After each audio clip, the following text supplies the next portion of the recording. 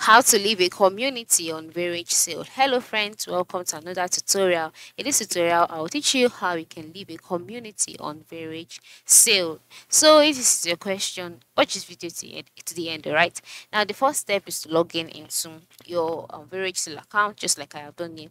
Now once you're logged in, you would see your community at the top part of the screen here. Below it, you see some tabs displaying options like feed, categories, discussions, and then you can see other options as well.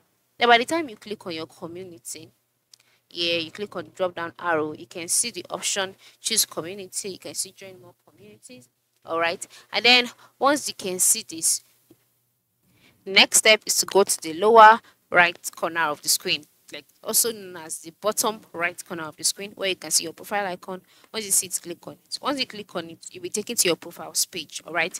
Now on this profiles page, you can see your profile picture, your profile name, your city, and then you can see options like my stuff, my transactions, following, manage my communities. So once you see this, just click on it. Once you click on manage my communities, you take it to the communities page. On this page, you can see the community where you are. You'll see all of the communities where you are. So the next step is for you to find the community you want to leave and look for an option to leave or exit the community. So how do you do this? Just click on the community after you found the community.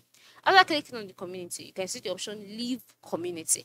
All right. So you can just select leave community, and then you'll be prompted to confirm your decision to leave the community. Confirm that you want to leave, and then just like that, you'll be removed from the community. All right, that is it. Now note that these steps might vary slightly depending on the version of your app or website interface, but just follow the steps I've shown you, and then you'll definitely find your way around it. Or instead, you can just contact the customer support for further assistance. Thanks for watching and have a good day.